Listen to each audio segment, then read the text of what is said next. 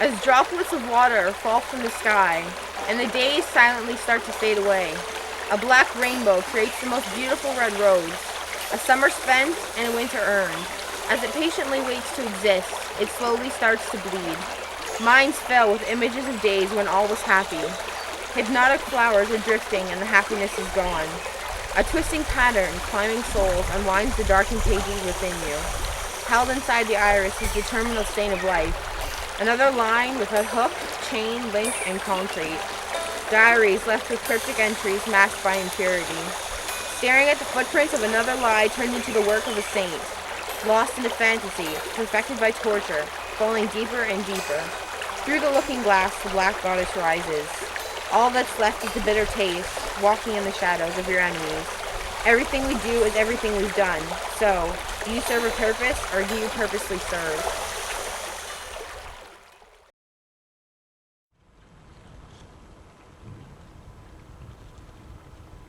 When you see a miracle like that, how can you deny the existence of the gods? Believe it or not, there are some that do.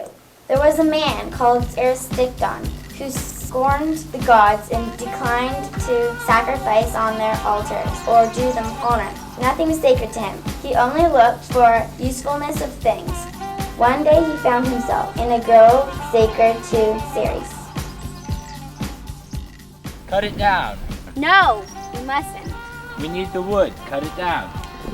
The goddess Ceres loves this tree herself. Say it was the goddess herself. I'd cut it down just the same. No. Get off me, you witch.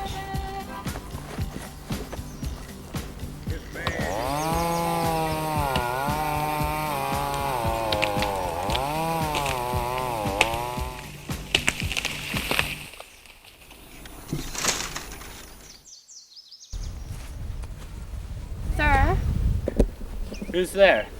I am the truth itself speaking. My pangs of death are used by one thing, And what might that be? that you will never get away with this. Oh, now I'm really scared. The goddess Ceres heard the cry of her beloved tree, and she thought of all the torments she could inflict upon him. Oriad? Yes? There is a place in far off Scythia. Nothing grows there, no wheat, no grass, no trees. There you will find huddling together cold, fear, and gaunt hunger. Tell hunger I command her to visit this brute and establish a home for herself in his belly. I'll give him to her as a mere toy. I will. I would go myself, but it is forbidden for me and his hunger to ever meet. Oread flew off to the Caucasus, a bleak and nightmarish region. There, in a field of stones, crouched Hunger, pulling from between the rocks with her teeth and filthy fingernails some tiny bits of moss. Her hair hung down in lank and matted locks. Her eyes were sunken and circled. Her lips were slacked and cracked. The vaults of her ribs stuck out, as did every bone in her body. One could count the knobs of her spine. Hunger. Yes. Ceres commands, or rather permits you, Yes. to go to Yes. Erysichthon and never to leave him until he is finished. Gladly.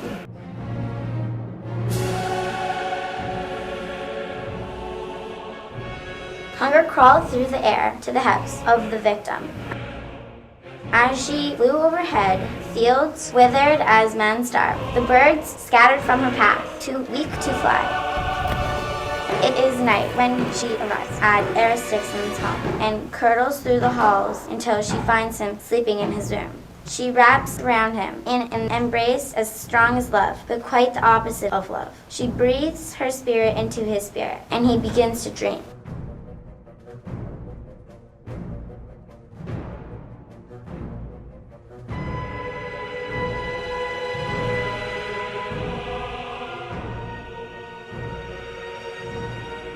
He wakes. Bring me something to eat. Anything. I'm starving. But he can't wait to be served. He begins to eat everything in I sight. want more. Meal after meal after meal after meal. But he can't shake this hunger. Baked shrimp and marshmallows, salami and ice cream, liver and donuts, everything in every possible combination. Even as he eats, he is planning other menus and complaining of his hunger.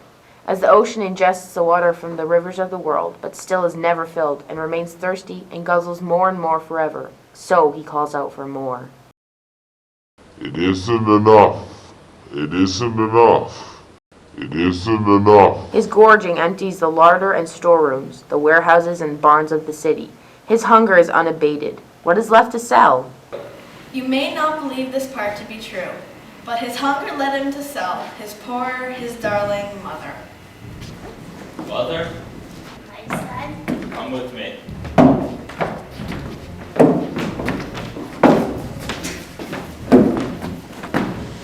She doesn't look so strong. She is. We've had her forever.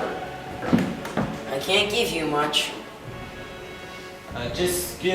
Just whatever, give it to me. Alright.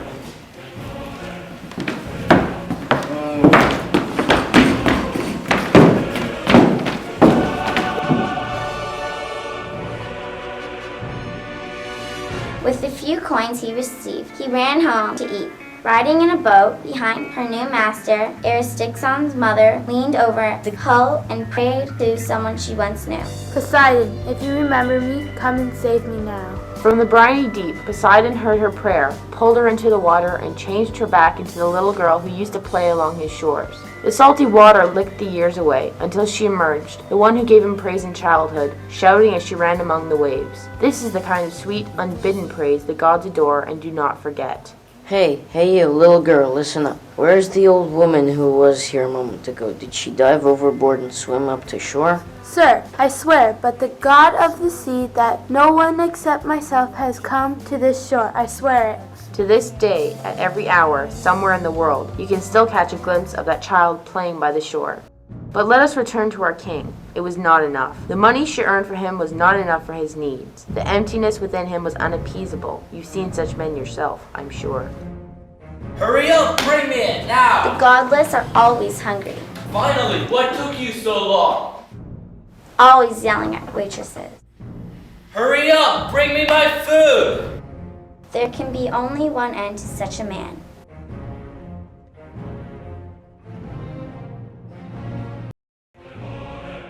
Bon appetit.